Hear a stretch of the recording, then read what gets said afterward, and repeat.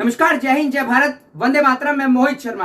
पूरे देश के अंदर 400 पार का नारा देने वाली भारतीय जनता पार्टी का बुरा हाल हो गया है। श्री राम की जन्मभूमि अयोध्या ही भारतीय जनता पार्टी हार चुकी है। और आपको बता दूं कि वहीं देश की गोदी मीडिया यानी मोदी मीडिया जो 400 पार की बात कर रही थी, बीजेपी अपने दम पर सरकार भी नहीं बना रही है। अगर नीतीश कुमार ने बीजेपी का साथ छोड़ दिया तो भारतीय जनता पार्टी यानी मोदी जी शपथ नहीं ले पाएंगे। और जब नीतीश कुमार जी को अमित शाह जी फोन लगाते हैं तो नीतीश कुमार का क्या रिएक्शन रहता है वो आप सब लोगों के सामने एक वीडियो रखता हूं।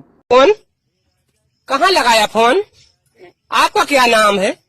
हमसे क्या काम है? आपके पास नंबर आया कैसे? ये सागर में मेरे हम जैसे। वीडियो को आपने देखा और आप सभी लोग नीतीश कुमार के बारे में जानते हैं। नीतीश कुमार का नाम ही पलटू राम है। तो क्या पलटू राम इस बार देश को बचाने के लिए पलटेंगे? आप लोगों की क्या राय है, क्या प्रतिक्रिया? अपनी प्रतिक्रिया कमेंट बॉक्स में जरूर दें। जय नमस्कार, जय हिंद, जय भारत, वंदे मातरम। मैं मोहित शर्मा। भारतीय जनता पार्टी का एक नारा कि जो राम को लाए हैं हम उनको लाएंगे। प्रभु श्री राम ने दिखा दिया कि आप हमें नहीं लेके आए हो बल्कि आप हमारे नाम से आए हो। और आज उनको भगाने का काम भी प्रभु श्री राम ने किया है। अयोध्या जो भगवान प्रभु श्री राम की जन्मभूमि है, वहां से भारतीय जनता पार्टी को बुरी और करारी हार का सामना करना पड़ा। पूरे देश के अंदर लोगों ने देखा कि किस तरीके से देश की बिकाऊ गोदी मीडिया या मोदी मीडिया ने एक नैरेटिव सेट किया पूरे देश में कि अब की बार 400 पार। लेकिन आप ये देख लीजिए कि भारतीय जनता पार्टी बहुमत का आंकड़ा भी नहीं छू पाई। यानी अगर भारतीय जनता पार्टी यानी नरेंद्र मोदी की अकेले की बात करें तो वो किसी कीमत पर आज सरकार नहीं बना रही है। तो जिस तरीके से बीजेपी वाले चिल्ला रहे थे कि एक को हराने के लिए सारे दल एक हो गए और आज उस अकेले को बहुमत ही नहीं मिला। अगर हम खाली बीजेपी की बात करें, एनडीए की बात ना करें, तो नरेंद्र मोदी यानी भारतीय जनता पार्टी को बहुमत नहीं मिला है। यानी बीजेपी अपने दम पर सरकार नहीं बना रही है। हर समय और हर वक्त पलटने वाले पलटू राम से निवेदन है कि एक बार और पलट जाएं। अभी बहुत सारे मीम सोशल मीडिया पे बन रहे हैं नीतीश कुमार को लेकर। मोदी जी फोन मिला रहे हैं और नीतीश कुमार फोन नहीं उठा रहे हैं, तो नीचे लिखा जा रहा है कि ये वक्त मजाक का नहीं है, फोन उठा लीजिए। तो क्या ऐसा हो सकता है कि नीतीश कुमार और उधर पश्चिम बंगाल से ममता बनर्जी और तमाम जो एक दो दल हैं वो सब मिलकर क्या एक बार फिर इंडिया अलायंस की सरकार बनेगी? क्या नरेंद्र मोदी जी शपथ नहीं ले पाएंगे? अभी ये सबसे बड़ा सवाल है, क्योंकि भारतीय जनता पार्टी को इतनी बड़ी जीत नहीं मिली जितनी बड़ी जीत टेलीविजन पर दिखाई जा रही थी गोदी मीडिया के द्वारा। गोदी मीडिया ने जो 400 पार का नैरेटिव सेट किया, 400 पार तो बहुत दूर की बात, बीजेपी जो है, एनडीए जो है, वो 300 भी डाटा 300 का आंकड़ा भी नहीं छू पाई। यानी देश के अंदर जो इन्होंने एक नैरेटिव सेट किया 400 पार का, पूरी तरीके से फेल रहा। और निश्चित तौर पे आपको बता दूं कि उत्तर प्रदेश के अंदर लोगों ने जवाब दिया, उत्तर प्रदेश की जनता ने दिखाया कि भैया राम का मुद्दा, मंदिर का मुद्दा, मस्जिद का मुद्दा देश से बड़ा नहीं हो सकता। अगर देश है तो राम भी है, देश है तो मंदिर भी है, देश है तो मस्जिद भी है। जिस तरीके से लोगों ने एक साथ एकजुट होकर भारतीय जनता पार्टी को हराने का काम किया, ये वाकई एक बहुत बड़ा सराहनीय कार्य है। अब मैं आपको एक बात सीधे तौर पर बताता हूं। अब लोग सबसे पहले ये कहेंगे कि आप ईवीएम के ऊपर सवाल नहीं उठाएंगे। मैं ईवीएम पर पहले भी सवाल उठाता था और आज भी ईवीएम के ऊपर सवाल उठाता हूं। ईवीएम पर इसलिए सवाल उठाता हूं क्योंकि भारतीय जनता पार्टी अगर ईवीएम से चुनाव नहीं लड़ती तो मैं दावे के साथ आपको कह रहा हूं कि ये जो सीटें आई हैं, ये सीटें भी बीजेपी नहीं लेके आ पाती। ये सीटें भी देन है ईवीएम की। जिस तरीके से तस्वीरें सामने आई कि एक जो है बच्चा वोट डालता है कहीं पर और कहीं पर जो है एक व्यक्ति 8-8 वोट डालकर आ जाता है, तो ये किस तरीके से सरकार की नाकामयाबी, इलेक्शन कमीशन की नाकामयाबी थी जो पूरे देश के सामने नजर आई। इसी के अलावा नगीना की सीट पर मैं अपने भाई चंद्रशेखर रावण को बधाई देता हूं कि उन्होंने एक बहुत बड़ी ऐतिहासिक जीत जीती।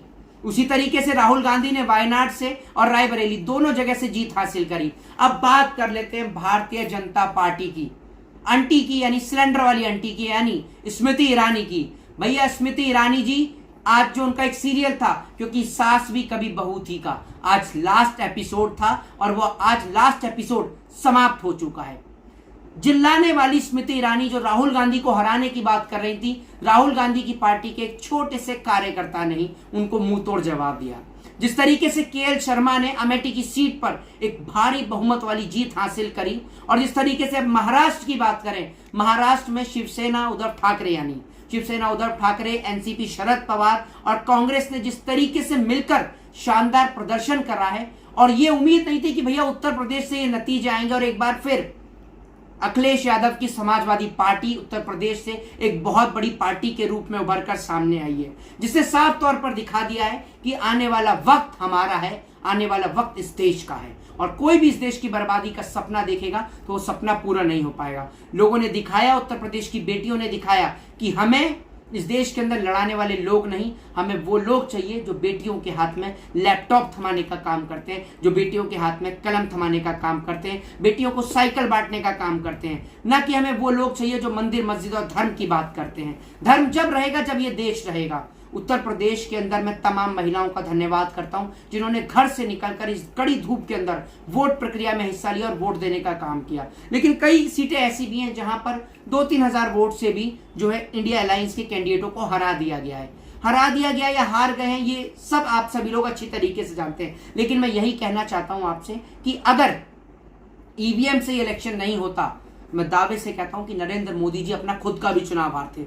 जब स्टार्टिंग में पोस्टल बैलेट की जब काउंटिंग स्टार्ट होती है तो नरेंद्र मोदी जी भी पीछे चले जाते हैं, पूरे देश ने देखा। तो सोचिए, जब प्रधानमंत्री नरेंद्र मोदी जिनके चेहरे पर चुनाव लड़ा गया, मोदी जी की वजह से ही जो आज एनडीए है वो चुनाव हारी है। उसका सबसे बड़ा कारण है कि नरेंद्र मोदी जी की रणनीति, नरेंद्र मोदी और अमित शाह की वो रणनीति जो अपने आप को चाणक्य बताते हैं, कोई चाणक्य वाली रणनीति नहीं है इनकी। इनकी रणनीति सिर्फ यही है, फूट डालो शासन करो, यानी अंग्रेजों वाली रणनीति। लेकिन उस अंग्रेजों वाली रणनीति को देश ने आज मुंह तोड़ जवाब दिया है और मुझे पूरी उम्मीद है कि नीतीश कुमार देश के लोकतंत्र को बचाने में शायद अब की बार मदद करें। नीतीश कुमार का दूसरा नाम है पलटू कुमार। तो क्या पलटू कुमार पलटेंगे, ये मैं आपसे पूछना चाहता हूं। वहीं आपको बता दूं कि बिहार के पूर्णिया से पप्पू यादव ने भी एक भारी और ऐतिहासिक जीत दर्ज करी है। पप्पू यादव जो है अकेले लड़े, लेकिन अकेले भी पप्पू यादव ने दिखा दिया कि उनके पास जो साहस है, जो उनके पास जो जज्बा है, उनके साहस और जज्बे ने और बिहार की जनता ने पप्पू यादव को जिताने का काम किया। तो आपको बता दूं कि एक बड़ी जीत है कांग्रेस पार्टी के लिए, इंडिया अलायंस के लिए, समाजवादी पार्टी के लिए, कि जिन तमाम दलों ने मिलकर एक साथ होकर जो लड़ाई लड़ी, उस लड़ाई जो देश को बचाने की लड़ाई थी, और इस देश को बचाने की लड़ाई में तमाम जो देश की जनता है उसका एक बहुत बड़ा योगदान रहा। लेकिन देखने वाली बात यह है, क्योंकि भारतीय जनता पार्टी अपने दम पर तो पूर्ण बहुमत लेके आई नहीं है, तो अगर यहाँ नीतीश कुमार साथ छोड़ते हैं और वहाँ पश्चिम बंगाल में ममता बनर्जी साथ आती हैं और इसके अलावा जो और तमाम दल अगर वो साथ आते हैं, तो निश्चित तौर पर भारतीय जनता पार्टी की विदाई निश्चित है। और जो मोदी जी कहते हैं कि हमारा क्या है, हम तो फक्कर फकीर हैं, झोला उठाएंगे और चल पड़ेंगे। जनाब, आप कैसे जाएंगे ये भी देश देखेगा। आपका झोला और आप दोनों चेक होंगे। मैं कहना चाहता हूं कि अगर सरकार गिरी तो सबसे पहले एयरपोर्ट को बंद किया जाना चाहिए, ताकि कुछ भगोड़े जो हैं वो देश से फरार ना हो सकें। जिन्होंने देश को लूटा है उनका हिसाब जेल की कालकोठरी में होना चाहिए। आप लोगों की क्या राय है, क्या प्रतिक्रिया, अपनी प्रतिक्रिया कमेंट बॉक्स में जरूर दें। जय हिंद, जय भारत, जय भीम, जय संविधान। धन्यवाद।